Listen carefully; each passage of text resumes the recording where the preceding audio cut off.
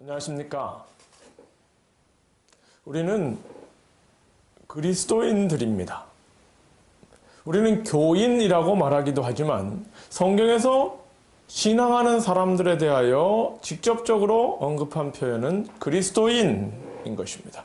이 그리스도인이라는 표현은 예수 그리스도를 따르는 사람들이라는 것입니다. 여러분, 우리가 흔히 세상을 이야기할 때 풍요 속의 빈곤, 이런 말을 합니다. 뭔가 많은데, 뭔가 풍족한 것 같은데 정작 필요한 것은 모자란다. 이런 뜻을 풍요 속의 빈곤이라고 표현하죠. 어쩌면 우리가 살아가는 신앙 속에서도 우리가 하고 있는 이 예배하고 매주 교회에 나가는 이 신앙 속에도 어쩌면 풍요 속에 빈곤이 있는지 모릅니다. 이 세상이 너무나 방법론을 찾고 길을 찾고 너무나 어떤 여러 가지 다양한 것들 속에 휩쓸려 있으면서 기독교 신앙도 어느 순간인가 이런 다양한 모습들을 너무나 많이 만들어내다가 결국 집중해야 될 핵심에 대하여 우리가 놓치고 있지 않은지 한번 생각해 볼 필요가 있는 것입니다. 기독교의 핵심은 무엇입니까? 기독교의 핵심은 예수 그리스도입니다. 신앙의 핵심은 어떻게 착하게 살자라는 이야기가 아니고요. 신앙의 핵심은 어떻게 열심히 전도하자라는 이야기 이전에 그것보다 더 중요한 신앙의 핵심은 예수 그리스도라는 사실입니다. 여러분, 우리가 교회를 다니는데 우리가 신앙을 오랫동안 했는데 예수에 대하여 우리가 얼마나 알고 있습니까? 우리가 말하는 말의 주제가 과연 예수에 집중되고 있습니까? 목회자인 저도 제 자신을 돌아볼 때 어느 순간인가 예수님 말고 다른 이야기를 너무 많이 하고 있었던 것 같습니다. 예수님 말고 교회에 충성하는 것, 예수님 말고 착한 사람이 되는 것, 예수님 말고 열심히 사는 사람이 되는 것, 예수님 말고 열심히 전도하는 사람이 되는 것. 물론 그 모든 것이 예수님의 말씀을 포함하고 있지만 우리가 어느 순간인가 예수님 외에 다른 것들을 너무 많이 이야기하고 있었다는 생각이 드는 것입니다. 변화되길 바라십니까? 예수께서 당신의 삶에 들어가시면 당신은 변화될 것입니다. 다른 어떤 좋은 것을 가지고 자기 개발을 가지고 열심히 노력하는 것보다 더 중요한 것은 예수께서 당신의 삶에 들어가는 것입니다. 구원을 이루시기를 바랍니까? 구원 얻기를 원하십니까? 예수께서 당신의 삶을 주관하시면 그것이 지금 살아가는 이 순간의 구원이며 내세의 구원을 보증하는 것입니다. 그러므로 이 땅을 살아가는 그리스도인들에게 가장 중요한 것은 바로 예수 그리스도라는 사실입니다. 그리하여 이런 깨달음에 의하여 저는 여러분과 함께 예수님의 삶에 있었던 사건들을 하나하나 되짚어보며 그 예수님이 우리에게 주어지는 삶의 가치들, 그것을 한번 찾아보고자 합니다. 그리하여 우리가 진정 그리스도인으로서 진짜 예수와 함께하는 사람들, 진짜 그리스도를 아는 사람들, 진짜 그리스도를 말하는 사람들, 진짜 그리스도를 우리의 마음에 받아들인 사람들이 되는 것, 이것이 우리가 신앙하는 사람들의 중요한 과제라고 생각이 됩니다. 오늘은 그 첫 번째 이야기로 마태복음 1장에 나와 있는 예수님의 족보와 탄생에 대한 이야기를 살펴보겠습니다. 마태복음 1장에는 예수님의 족보가 기록되어 있습니다. 마태복음 1장 1절, 신약 성경의 처음, 아브라함과 다윗의 자손 예수 그리스도의 세계라, 족보라고 기록되어 있습니다. 그래서 아브라함부터 그 족보가 시작됩니다. 2절입니다. 아브라함이 이삭을 낳고 이삭이 야곱을 낳고 야곱은 유다와 그의 형제를 낳고 3절 유다는 다말에게서 베레스와 세라를 낳고 베레스는 헤스론을 낳고 헤스론은 람을 낳고 이렇게 계속하여 낳고 계속하여 사람들이 태어납니다. 그렇게 태어나는 것들을 정리하면 17절에 가면 이렇게 정리되어 있습니다. 그런즉 모든 대수가 아브라함부터 다윗까지 14대요. 다윗부터 바벨론으로 이거할 때까지 14대요. 바벨론으로 이거한 후부터 그리스도까지 14대로라. 이렇게 14대씩 구분이 된다라고 이야기하고 있는 것입니다. 이렇게 구분이 되어진 족보에 대한 이야기를 먼저 쭉 서술을 한 다음에 18절부터 이제 예수님의 탄생의 이야기를 기록하고 있습니다.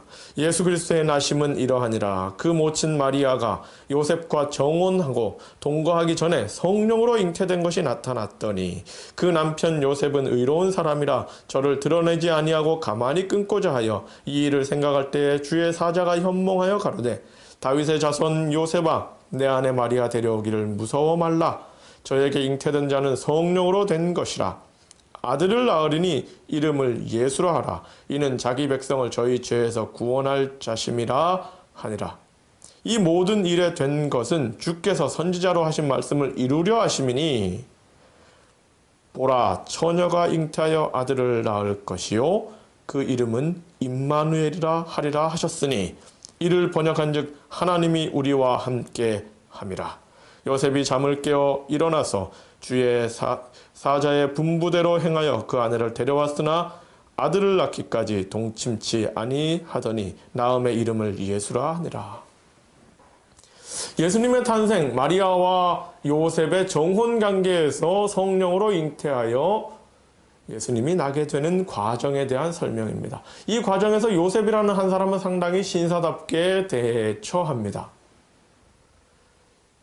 이 요셉이 이렇게 이 이야기를 신사답게 잘 대처할 수 있는 결정적인 요청을 한 것은 바로 주의 사자가 그의 꿈에 현몽하여 한 말, 예언에 대한 확언을 이야기합니다. 23절 보라 처녀가 잉태하여 아들을 낳을 것이요 이름을 임마누엘이라 하리라. 이것은 이사야 7장 14절의 예언을 요셉에게 상기시켜 준 것입니다. 예수가 태어나는데 예수라는 한 이름을 가진 존재, 사람의 이름이 예수인 거죠. 그 예수라는 이름을 가진 존재가 태어났는데 그분은 그냥 예수라는 한 사람이 아니고 임마누엘이다. 임마누엘이다. 라고 이야기하는 것입니다. 예수님의 처음 탄생의 핵심. 예수님의 처음 탄생에서 우리에게 보여주는 것은 예수님의 탄생에 대한 예언이며 그 예언이 우리에게 보여주는 것은 예수의 탄생은 임마누엘의 탄생이다. 그 임마누엘은 바로 뭐라고요? 하나님이 우리와 함께 하신다는 것입니다. 오늘 우리가 이 임마누엘에 대하여 좀 자세히 생각해 보고자 합니다. 이 마태복음 1장에는 우리가 좀 전에 제가 설명드린 것처럼 족보가 나옵니다. 그런데 이 족보에 특이한 부분이 있습니다. 무엇이냐면 여기에 족보에 여성들이 등장합니다. 3절에는 다말이라는 여성이 등장하고 5절에는 라합이라는 여성이 등장하며 또 5절에는 룻이라는 여성이 등장합니다. 6절에는 밧세바라는 여성이 등장합니다. 그리고 마지막에 가서 마리아라는 여성이 등장합니다. 총 5명의 여성이 등장하는데 예수님의 어머니인 마리아 그리고 나머지 4명, 이 여성들의 면면을 살펴보면 이 여성들은 평범한 여성들이 아니었습니다. 다말, 시아버지와 간통한 여인입니다. 시아버지와 관계하여 아이를 낳아서 이 아이가 시아버지의 손주인지 아들인지 헷갈리는 일을 했던 여인입니다. 라합, 여리고성의 기생이었습니다. 이방신을 섬기던 사람이었습니다. 룻, 이방인 모압의 여성이었습니다. 밧세바, 원래 그의 남편은 우리아였습니다. 왕과 권력자와 심하게 말하면 간통한 것입니다. 이 4명의 여성들은 모두 다 재혼한 여성들입니다.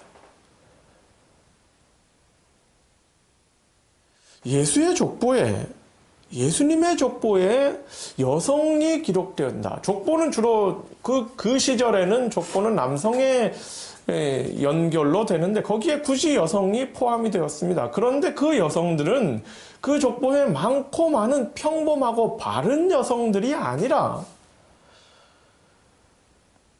좀 부족하고 족보에 넣기 좀 창피하고 심하게 말하면 좀 나쁜 여성들처럼 보입니다.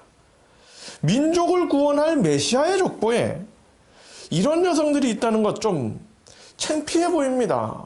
그래서 굳이 족보에 기록하지 않아도 전혀 어색하지 않을 것이며 굳이 기록하지 않아도 될 건데 그래도 기록했습니다. 일부러 기록했습니다. 다른 많고 많은 다른 여성들은 다 냅두고 이 여성들만, 이 부족해 보이는 여성들만, 이 못나 보이는 여성들만, 이 좀 창피해 보이는 여성들만 기록을 해놨습니다. 왜일까요? 여기서 우리에게 던지는 예수님의 족보가 우리에게 던지는 분명한 메시지가 하나 있습니다. 그것은 무엇이냐면 예수의 초림, 예수님의 임함, 예수님이 함께하는 그것은 완벽하고 나이스한 곳에만 임하는 것이 아니라는 것입니다.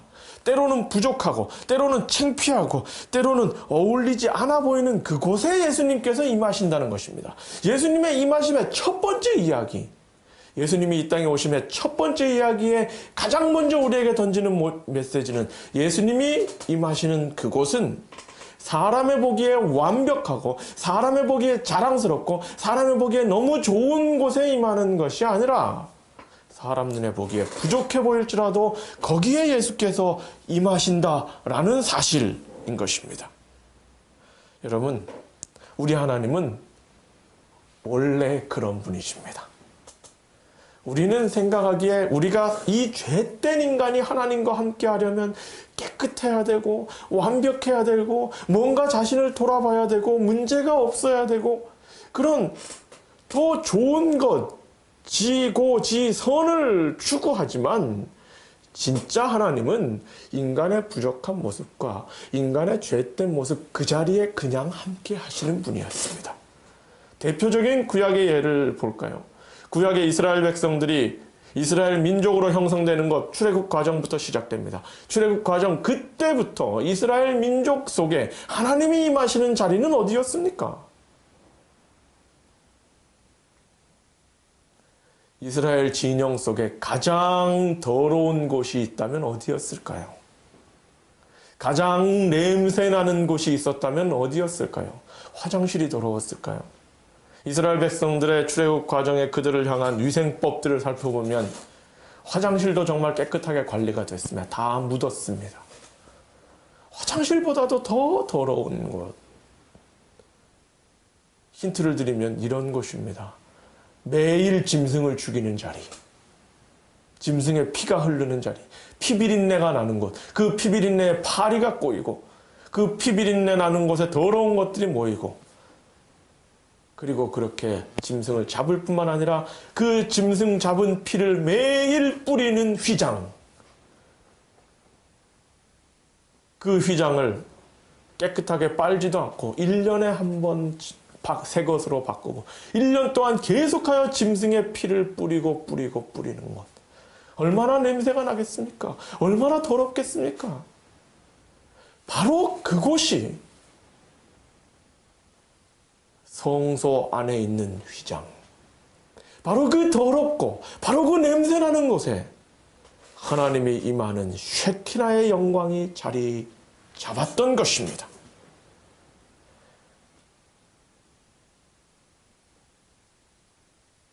그곳에, 그 더러운 곳에 어쩌면 우리에게 가라고 하면 코를 막고 가까이 가기 싫어할 만한 그 냄새나는 곳에, 혐오스러워할 만한 곳에, 그곳에 하나님이 함께 하셨습니다.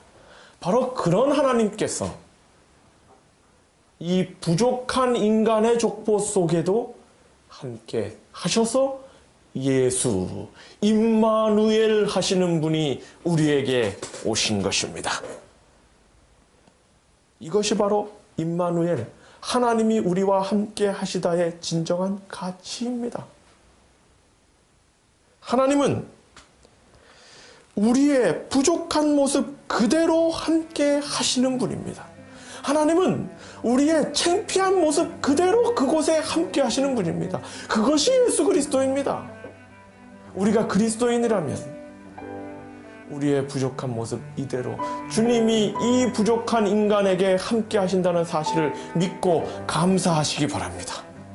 우리가 자주자주 내 모습 이대로 주 받으옵소서를 노래하며 간구하지 않아도 주님은 이미 우리의 모습 그대로 우리의 부족한 모습 그 자리에 함께하고 계시다는 사실을 기억하시기 바랍니다. 이것이 임마누엘입니다.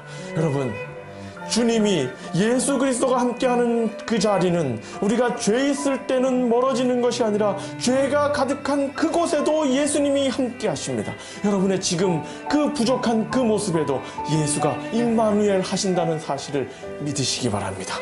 마태복음은 이렇게 1장에서 임마누엘로 시작돼서 마태복음 28장의 가장 마지막에도 내가 너희와 세상 끝날까지 함께 하겠다라는 임마누엘의 기별로 끝이 납니다. 즉 예수의 이 땅에서의 사역은 임마누엘로 시작해서 임마누엘로 끝나는 것입니다. 그런데 그 임마누엘은 깨끗하고 완벽하고 좋은 곳을 찾아가는 임마누엘이 아니라 비록 부족할지라도, 비록 창피할지라도, 비록 지저분할지라도, 비록 냄새날지라도, 비록 죄가 있을지라도 그곳에 찾아가시고 함께 하시는 예수, 그가 바로 이 시대의 임마누엘이며 오늘 우리에게 찾아오시는 임마누엘이라는 사실입니다. 여러분, 지금 여러분이 있는 곳이 어디입니까? 예수 앞에 나서기 부족하게 느껴집니까? 지금 여러분의 마음이 어떻습니까? 주님 앞에 나서기 부족하게 창피하게 죄가 가득합니까? 지금 여러분의 가정이 어떻습니까? 그리스도인이라고 내세우기 어려울 정도로 부족함이 있고 서로 다툼이 있습니까? 그 부족한 자리에도 예수님이 함께 하실 것입니다. 그 창피한 자리에도 예수가 함께 하심으로 임마누엘이 되는 것입니다. 이 임마누엘의 그리스도, 이 임마누엘의 예수님이 당신의 삶에도 임하시기를 바라십니다. 이것이 예수의 초림이며 지금 당신의 삶에 초림하실 예수님의 모습입니다. 당신의 부족한 모습 그대로, 창피한 모습 그대로, 죄된 모습 그대로 예수님을 받아들이시기 바랍니다. 임마누엘, 하나님이 당신과 함께 하실 것입니다. 예수님이 당신과 함께 하실 것입니다. 이것을 믿고 이 마음으로 살아가는 사람이 바로 그리스도인인 것입니다. 예수 믿는 사람들이란 바로 이런 사람들입니다. 여러분의 부족한 모습을 그대로 품으시고 받아들이시는 예수님 앞으로 나아가서 주님과 함께 임마누엘을 누리는 하나님의 사람들이 되셔서 세상 끝날까지 함께 하시는 주님의 힘으로 살아가는 그리스도인 되시길 바라며 말씀을 줄이겠습니다.